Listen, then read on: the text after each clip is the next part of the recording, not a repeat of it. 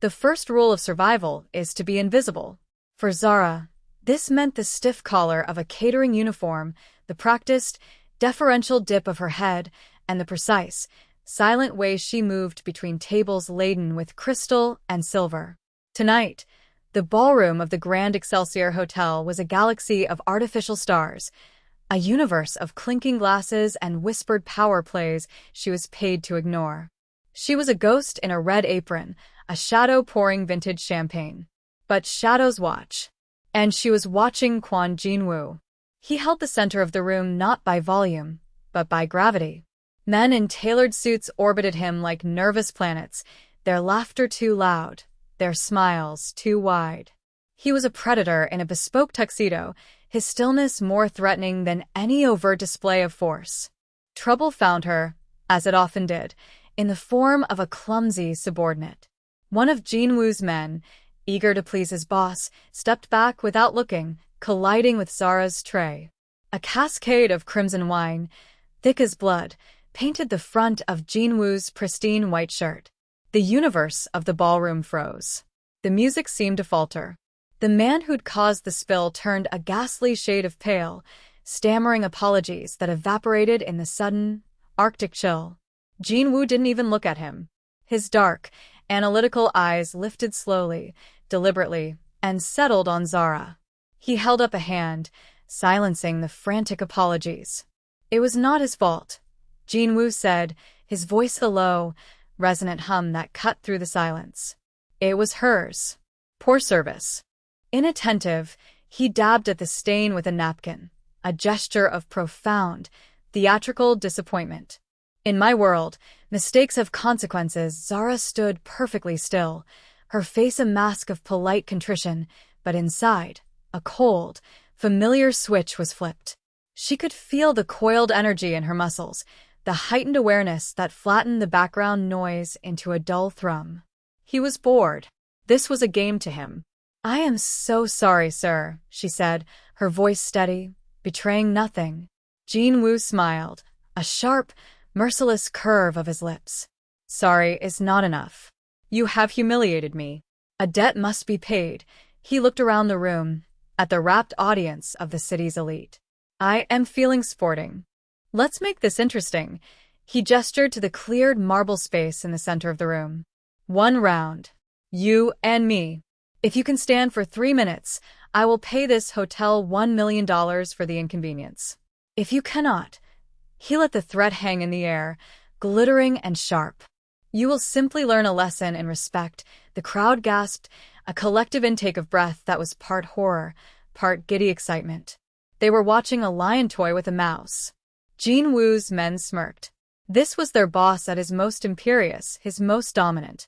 He was making a point, but he had chosen the wrong mouse. Zara looked at the polished marble floor, then back at the man who had just sealed his fate. She saw the arrogance in his eyes, the casual cruelty that came from a life of uncontested power. He saw a waitress, a prop in his little drama. He had no idea he was staring into the abyss. "And if I win?" she asked, her voice clear and cutting, devoid of the fear everyone expected. A ripple of surprise went through the crowd. Jin-woo's smirk widened. The mouse was squeaking back. It was almost cute. "If you win," he chuckled, the sound rich with condescending amusement, "I will give you my watch." He unclasped the timepiece, a Patek Philippe that was worth more than the building they were standing in, and tossed it to his lieutenant, Min-jun. "But that is an impossibility. So, do we have an agreement?" Zara untied her red apron, folded it with methodical precision, and placed it on a nearby table next to her tray of empty glasses. She met his gaze, and for the first time, a flicker of something other than servitude showed in her eyes. It was cold, hard, and utterly devoid of emotion. "I accept your terms," the hotel manager rushed forward, protesting, but Jin-woo waved him away. The guests formed a wide, silent circle. It was a spectacle, a piece of live theater for the rich and powerful. Min-jun stepped forward. "Sir, this is beneath you." Jin-woo silenced him with a glance. "Nonsense. This is a teaching moment." He rolled his shoulders, loosening the expensive fabric of his jacket. He didn't even bother to remove it. He beckoned to Zara with 2 fingers, a gesture one might use for a dog. Zara walked into the center of the impromptu arena. She moved with a liquid grace that seemed out of place for a waitress, her posture perfect, her balance centered. She didn't adopt a boxer's stance. She simply stood, waiting, her hands loose at her sides. He lunged first, a quick, telegraphed jab meant to intimidate and embarrass, to put her on the ground in seconds. It was the move of a man used to easy victories. But Zara wasn't there. She pivoted on the ball of her foot, a movement so slight and so fast it was like a glitch in reality. His fist sliced through the air where her head had been a millisecond before. He stumbled, off balance from his own momentum. Before he could recover, she moved. It wasn't a punch. It was a strike, an almost surgical application of force. The edge of her hand connected with the radial nerve in his forearm. A bolt of white-hot agony shot up his arm, and his fingers went numb. His hand, poised for another strike, fell limp and useless at his side. The collective gasp of the crowd was sharp and sudden. Jinwoo's face, a mask of arrogant confidence a moment ago, was now twisted in shock and pain. He stared at his deadened arm, then at her, his eyes wide with disbelief. The predator had just realized the prey had teeth. Sharp ones. The fight, if it could be called that, lasted another 47 seconds. It was not a brawl, it was a deconstruction. Jinwoo, recovering from the initial shock, swung with his other hand, a wild, furious hook fueled by a bruised ego. Zara flowed under it, the motion as natural as water moving around a stone. As his arm passed over her head, she rose up, driving her elbow into his floating ribs. The sound was a sickening, wet crack that echoed in the cavernous silence of the ballroom. Jinwoo choked, the air forced from his lungs. The pain was blinding, a starburst of agony that made the glittering chandeliers swim in his vision. He was a strategist, a man who saw the world as a chessboard, but he was playing against a grandmaster whose game he didn't even understand. He tried to create distance, to reassess, but she gave him no room. She was on him, a whirlwind of precise, debilitating strikes. A heel kick to the back of his knee buckled his leg. A sharp jab to the solar plexus stole his breath again. A feint to the face drew his guard up, leaving his body exposed for a brutal combination of hooks that felt like they were rearranging his internal organs. Every move was calculated. Every strike had a purpose. She wasn't trying to knock him out. She was taking him apart, piece by piece. She was showing him, and the entire silent, watching room, the vast, terrifying chasm between a street brawler and a true technician. The cinematic slow-motion moment came when he made his final, desperate move. He lunged, trying to grapple, to use his superior weight and strength to overpower her. Zara sidestepped, caught his outstretched arm, and used his own momentum against him. In one fluid, devastating motion, she twisted, dropped her weight, and threw him. He landed hard on the marble floor, the impact jarring his teeth. Before he could even process the fall, she was on him. Not with a fist, but with the heel of her shoe pressed firmly against his throat. She leaned down, her face inches from his, her expression still unnervingly calm. The spotlight from the ceiling isolated them, a tableau of absolute, shocking dominance. "The lesson," she whispered, her voice a cold, low counterpoint to the fire in her eyes, "is to never mistake a servant for a slave." Her gaze swept over the stunned faces in the crowd, then returned to the man gasping for air beneath her. "And my name is Zara." She removed her heel from his throat, stood up, and brushed a non-existent piece of dust from her black pants. She walked back to the table, picked up her folded apron, and without a backward glance at the fallen Mafia boss or his dumbstruck men, she walked out of the ballroom. The silence she left in her wake was more profound than any applause. Minjun rushed to his boss's side, but Jinwoo waved him off, his eyes still fixed on the doorway through which she had disappeared. He had not just been beaten. He had been redefined. Kwon Jinwoo sat in the sterile white light of his private medical suite, a doctor resetting his dislocated shoulder with a grunt and a sickening pop. The physical pain was a dull, distant ache compared to the roaring furnace of his humiliation. In his entire life, no one had ever laid a hand on him, let alone systematically dismantled him in front of the city's most influential people. He hadn't just lost a fight, he had lost his aura of invincibility. He looked at his reflection in a polished chrome instrument tray, a man with a bruised face, a useless arm in a sling, and eyes that burned with a terrifying, newfound curiosity. "Find her," he commanded, his voice a low growl. Minjun, standing rigidly by the door, nodded. "We have her employment records. Zara Adebayo. No listed address, paid in cash. That's not what I mean." Jinwoo snapped, his patience worn thin. "I don't want to know who the hotel thinks she is. I want to know who she is. I want to know where a waitress learns to fight like that. I want to know every place she's slept, every meal she's eaten, every breath she's taken for the past 5 years. Use Echo. Full resources. I want the file on my desk by morning." Echo was their ghost in the machine, a legendary hacker who could pull secrets from the darkest corners of the digital world. For the rest of the night, servers hummed and algorithms churned as Echo hunted for the digital footprint of Zara Adebayo. The initial results were frustratingly sparse. A ghost, just as Minjun had said. But Echo was relentless. She cross-referenced facial recognition databases, international travel manifests, and encrypted communications from the underworld. And then she found it. A single, grainy video from a dark web stream dated 2 years prior. The file landed in Jinwoo's secure inbox at 4 a.m. He opened it, his good hand clenching into a fist. The video showed a brutal, unsanctioned cage fight in what looked like a derelict warehouse in Prague.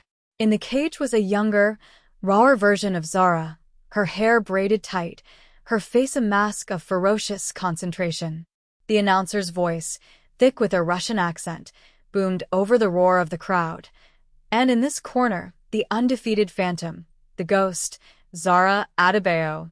The file contained more. Articles from defunct fighting forums. Whispers of a prodigy trained by a legendary but disgraced coach known only as Pops. She had blazed a trail through the European underground circuit, a phantom who appeared, won, and vanished. Her style was a unique, terrifying blend of technical boxing, Krav Maga, and something else, something viciously efficient. Then came the final fight. Her opponent was a mountain of a man, Victor the Butcher Orlov. The fight was a massacre. The file included stills, Orlov breaking her arm, shattering her knee. It detailed how he had targeted her mentor, Pops, after the match, crippling him as a final, cruel statement. And then, Zara Adebayo, the ghost, had vanished completely. Until she reappeared in his city, serving champagne at a gala. She wasn't just a waitress. She was a legend in hiding. She wasn't running from a fight. She was running from a war she had already lost. The humiliation Jinwoo felt began to curdle into something else entirely, a deep, chilling respect. He hadn't been beaten by a servant. He had been disciplined by a survivor. The address Echo had finally unearthed was for a tenement building in a part of the city the skyline forgot. Peeling paint, the smell of damp concrete, and the distant wail of a siren. It was a world away from the grand Excelsior. Jinwoo, his arm in a sleek black sling that did little to hide his injury, stood before apartment 3B. He knocked, the sound unnaturally loud in the quiet hallway. The door opened a few inches, held by a chain. Zara's eyes, wary and cold, peered out at him. She was in a simple gray tank top and sweatpants, her hair unbound. Seeing him, her expression didn't change. No surprise, no fear. Only a weary resignation. "What do you want?" she asked, her voice flat. "We need to talk," he said simply. She studied him for a long moment, then unlatched the chain and opened the door. Her apartment was sparse, almost monastic. A thin mattress on the floor, a single chair, a small table with a book on it, and a heavy bag hanging from a steel beam in the corner. The bag was scuffed and worn, evidence of countless hours of solitary, punishing work. He stepped inside, the space feeling impossibly small with his presence. He held up a tablet, the screen showing the file Echo had compiled. Her face, the video, the articles. Her entire hidden life laid bare. Zara, the ghost Adebayo, he said, the name sounding foreign and powerful in the small room. Impressive resume. She didn't look at the tablet. Her eyes stayed locked on his. You dug deep. It's what I do, he replied. He gestured with his good hand around the room. This is what you choose. Hiding? Pouring wine for men like me. It was quiet, she said, a hint of defiance in her tone. Until you got bored. A tense silence stretched between them. It was a standoff, a reassessment of power. He was no longer the arrogant mafia boss, and she was no longer the invisible waitress. They were two predators, circling each other in a cage of her own making. I am not here for revenge, Jin-woo said, his voice softer now, stripped of its earlier arrogance. I am here to make you an offer, he paused, letting the weight of his words settle. What you did to me in that ballroom, it was a masterclass in control, strategy, and execution. That is a skill set I value far more than brute force. I want you to work for me, not as an enforcer, as a trainer. My elite guard are strong, but they are undisciplined. You would make them weapons, Zara almost laughed, a bitter, humorless sound. You want me to train the dogs of the man I just beat in front of the entire city? I want to hire the artist who created the masterpiece I experienced, he corrected her. The air between them crackled with an unspoken energy. It was more than just respect, it was a dangerous, magnetic pull. A recognition of like minds, of shared darkness. I'm retired, she said, turning away from him to look at the heavy bag. I don't fight anymore. You were fighting last night, he countered. And you train every day. You're not retired. You're dormant. Hiding from him. From Victor Orloff, the name hung in the air like poison. He saw her shoulders tense, a flicker of raw pain crossing her face before being suppressed. He had hit the nerve. My offer stands, he said, placing the tablet on her small table. My number is on there. When you get tired of hiding, call me. He turned and walked out, leaving her alone in the quiet room with the ghosts he had just dragged back into the light. For 3 days, Zara lived in a state of suspended animation.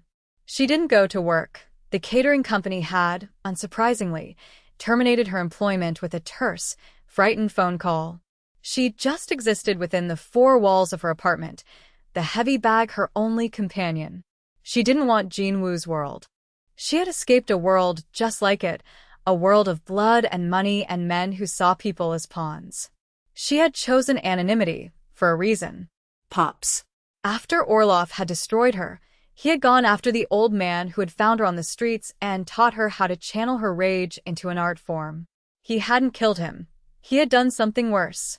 He had broken his legs, ensuring the old boxer would never stand on his own again.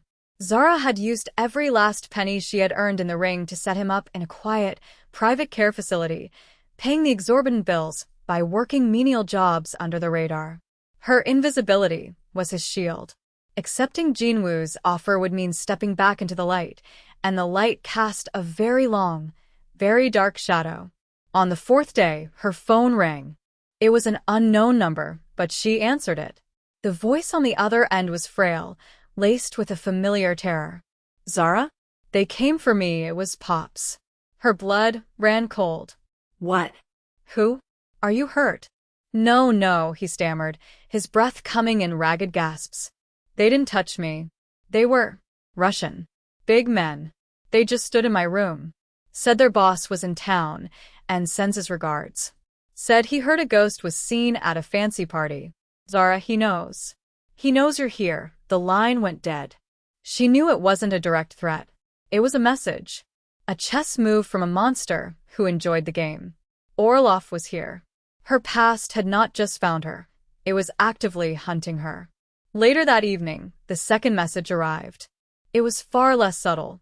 A sleek black car pulled up outside the small restaurant where she occasionally washed dishes for extra cash. 3 men got out, entered the quiet eatery, and systematically destroyed it. They shattered windows, overturned tables, and beat the owner, a kind old man named Mr. Chin, until he was unconscious. They left a single white orchid on the counter. Orloff's signature. Zara arrived to see the flashing lights of police cars and ambulances. She saw Mr. Chun being loaded onto a stretcher, his face a swollen, bloody mess. He had been hurt because of her. Her shield of invisibility had become a liability, endangering everyone she came into contact with. The quiet life was over.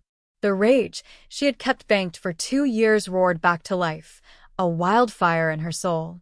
She walked away from the chaos, pulled out her phone, and dialed the number Jinwoo had left her. He answered on the first ring. "I'm in," she said, her voice hard as forged steel.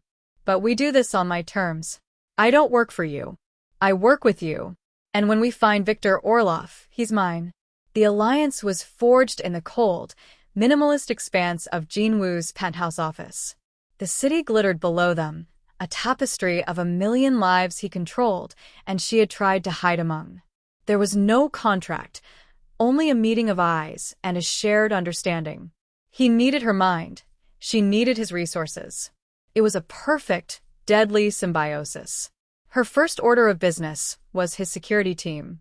She met them in a state-of-the-art training facility hidden beneath one of his corporate towers. They were big, loyal, and utterly complacent, used to winning through numbers and reputation. Zara saw them as raw, undisciplined clay. "Your boss pays you to protect him," she announced, her voice echoing in the vast, matted space. "But you couldn't protect him from an unarmed waitress. Today, your education begins." What followed was a week of brutal, ego-shattering training. She ran them until they collapsed. She taught them that strength was useless without technique, that aggression was a weakness without control. She broke down their stances, corrected their footwork, and sparred with each of them, exploiting their flaws with surgical precision. She didn't just teach them how to fight. She taught them how to see, how to anticipate, how to think 3 moves ahead. Minjun, initially skeptical, became her most dedicated student, his respect for her growing with every bruise. During this time, the dynamic between Zara and Jinwoo shifted. He would watch her train his men, his expression unreadable. He saw the teacher, the strategist, the warrior. After the sessions, they would convene in his office, poring over Echo's intelligence reports on Orloff's operations. They learned that Orloff was in town to broker a massive arms deal, using an unsanctioned, high-stakes fighting tournament as a cover and a display of his dominance. The winner of the tournament would be granted a private audience, where the real business would be conducted. "He's arrogant," Zara noted, tracing the connections on a digital map. "He loves the theater of it all. He thinks he's untouchable. He's about to receive a surprise," Jinwoo said, his eyes on her. The romantic tension that had sparked in her apartment had not dissipated. It had deepened, a low hum beneath the surface of their strategic planning. It was a dangerous attraction between 2 people who understood the violence and control that governed their worlds. He saw the vulnerability she tried so desperately to hide, the pain for her mentor that drove her. She saw the man behind the carefully constructed facade of the Mafia boss, a brilliant, lonely strategist who had never met his equal. One evening, after a particularly grueling session, he found her alone in the gym, relentlessly working the heavy bag. Sweat glistened on her skin, each impact a sharp, percussive crack. He didn't speak, just handed her a bottle of water. "You're going to burn yourself out," he said quietly. She stopped, breathing heavily, and took the water. "He's the final fighter," she said, her voice tight. "The champion's match. I have to go through everyone to get to him. You don't have to do it alone," Jinwoo replied, his gaze intense. "This is my fight, too." Now she looked at him then, truly looked at him, and saw not a crime lord, but an ally. The lines were blurring. "The tournament is in 2 days," she said. "Let's go hunting." The tournament was held in a place where the city went to die. A cavernous, abandoned shipyard warehouse on the industrial waterfront, its steel girders weeping rust, its vast, broken windows staring out at the black, oily water like vacant eyes. Inside, a makeshift ring had been erected under a cluster of harsh industrial lights, surrounded by a roaring, bloodthirsty crowd of criminals, arms dealers, and underworld spectators. The air was thick with the smell of sweat, stale beer, and avarice. This was Victor Orloff's church, and violence was the sermon. Jin-woo and his men, now moving with a newfound discipline, secured a vantage point in the high gantries, a shadow army watching over the proceedings. Echo was patched in, feeding them real-time intel. But down below, in the chaos, Zara was alone. She was no longer the waitress or the trainer. Dressed in simple black shorts and a sports top, her hands wrapped, she was the ghost again. Her path to Orloff was a bloody one. Her first opponent was a hulking brawler who relied on brute strength. Zara dismantled him in under a minute, a flurry of precise strikes to his joints, leaving him writhing on the canvas. The crowd, initially cheering for the brawler, fell into a stunned, appreciative silence. Her second opponent was a wiry capoeira fighter, all fluid motion and flashy kicks. Zara never let him find his rhythm. She closed the distance, turning his dance into a clumsy, painful grapple, ending it with a chokehold that put him to sleep. She moved through the bracket like a phantom, each fight a brutal, efficient statement. She wasn't there to entertain. She was there to conquer. Finally, the moment came. The announcer, the same man from the Prague video, grabbed the microphone. And now, for the final match. For the grand prize. Our reigning champion, the master of pain, Victor, the Butcher Orloff. The crowd erupted as Orloff entered the ring. He was even bigger than she remembered, a monument of scarred muscle and cruel intentions.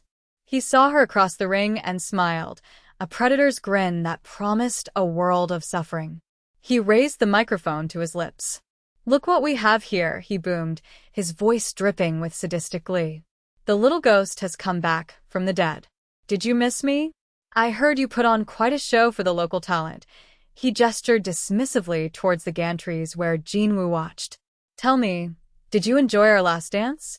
I sent your old man a souvenir.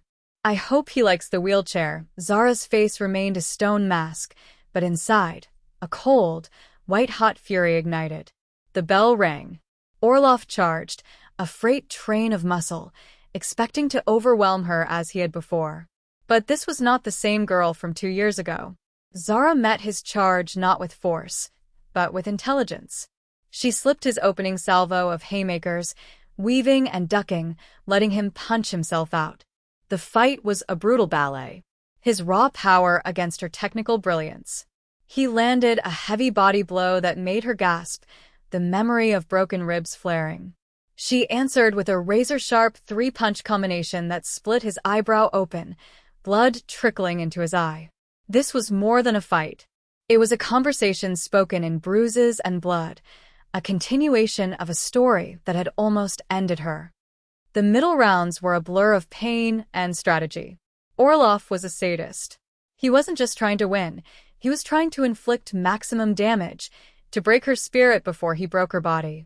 He caught her with a spinning back fist that sent her staggering into the ropes, the crowd roaring, sensing the kill. He followed up, pinning her there, raining down heavy, clubbing blows. From his vantage point, Jin-woo clenched his fists, his knuckles white. Min-jun looked at him, ready to give the order for their men to intervene, but Jin-woo shook his head. This was her fight. Her revenge. Pinned against the ropes, taking a punishing barrage of blows, Zara wasn't panicking. She was analyzing. She was weathering the storm, protecting her head, letting his punches slam into her arms and shoulders. She remembered what Pops had always told her. Every fighter has a rhythm, a pattern hidden in their rage. Find it, and you can pull the strings. Orloff, overconfident, got sloppy. He threw a wild right hook, leaving himself open for a fraction of a second. It was all Zara needed. She exploded off the ropes, driving the crown of her head up under his chin. His teeth clicked together with an audible crack, and his eyes glazed over. She didn't let up. She unleashed a furious, desperate combination, every ounce of her pain and rage from the last 2 years fueling her fists. A hook to his liver made him double over. An uppercut snapped his head back. She was no longer just a technician. She was a storm. The momentum had shifted. The crowd felt it, their cheers becoming a chaotic roar. Orloff was hurt, confused. The ghost he thought he had buried was tearing him apart. He lunged, a desperate, clumsy tackle. It was the same mistake he'd made in their first fight, the one that had led to her downfall. But she had spent 2 years replaying that moment in her mind. This time, she was ready. As he came in low, she dropped her weight and drove her knees straight into his face. There was a sickening crunch of breaking bone. Orlov collapsed to the canvas, his nose a ruined mess, blood pouring onto the mat. He tried to push himself up, but his body wouldn't obey. Zara stood over him, her chest heaving, her own face bruised and swollen, but her eyes were clear and victorious. The crowd was screaming for her to finish him, a primal chant for blood. Jinwoo watched, his heart pounding. This was the moment of truth, the moral precipice. She raised her foot, poised to stomp down on his head, to end him for what he did to her, for what he did to Pops. Orlov looked up at her through a haze of pain and blood, a flicker of genuine fear in his eyes for the first time. She held the position for a long, eternal second, the entire warehouse holding its breath. Then, slowly, she lowered her foot. She looked down at the broken man, then at her own trembling hands, and she saw the monster she was about to become. And she chose not to. She turned her back on him and walked away. The truest victory wasn't in taking his life, but in reclaiming her own. Jinwoo was already moving, descending from the gantry. He met her as she stepped out of the ring, ignoring the chaos as his men began to systematically neutralize Orlov's stunned guards. He didn't say a word. He just gently took her arm, his touch conveying all the admiration and awe he felt, and led her away from the carnage. 1 month later, the city's underworld had a new, undisputed king. Kwon Jinwoo, with the strategic intel gained from dismantling Orlov's network, had consolidated power with ruthless efficiency. The old guard was gone, the rival syndicates either absorbed or erased. His reign was absolute, built not on chaotic violence, but on cold, calculated control. The final scene played out in the place where their alliance had been forged, his penthouse office. The sprawling cityscape glittered below, a kingdom of light and shadow. Jinwoo stood by the floor-to-ceiling windows, no longer in a sling, his suit perfectly tailored, the picture of untouchable authority. But he was not alone. Zara stood beside him, not behind him. She was dressed in a simple but elegant black dress, a stark contrast to the Waitress uniform or the fight gear she had worn. She was not his bodyguard, not his trainer, not his subordinate. She was his equal, a queen surveying their new domain. Her bruises had faded, but a new, quiet confidence radiated from her. The ghosts of her past had not vanished, but they no longer haunted her. They had been faced, fought, and put in their place. Orlov was handed over to the authorities in Prague. Jinwoo said, his voice a low murmur. He'll spend the rest of his life in a very small, very dark room. Pop's medical bills have been taken care of. For life. He's being moved to the best facility in the country. Zara didn't look at him, her eyes fixed on the horizon. Thank you. It was part of our deal, he said. But they both knew it was more than that. It was a gesture of profound respect, of personal loyalty. It was the action of a partner. He turned to face her, his expression serious. The predator-prey dynamic was long gone, replaced by a partnership forged in violence and strategy. The romantic tension that had simmered beneath the surface had settled into a deep, powerful bond. They were two sides of the same coin, a perfect balance of discipline and dominance. This city is ours now, he stated, not as a boast, but as a simple fact. The question is, what do we do with it? Zara finally turned her gaze from the window to him. A small, knowing smile played on her lips, the first genuine smile he had ever seen from her. It transformed her face, revealing the woman behind the warrior. Who said we were done? She asked, a challenge and a promise in her eyes. She took a step closer, the space between them charged with unspoken possibilities. The Waitress had toppled a king and become a queen. The Mafia boss had been humbled and, in doing so, had found his equal. Their story wasn't over. It was just beginning. What do you think their first move as the underworld's new power couple will be? Let me know your theories in the comments below. Don't forget to like and subscribe for more stories of unexpected power and thrilling romance. The game has just been set, and the board is an entire city.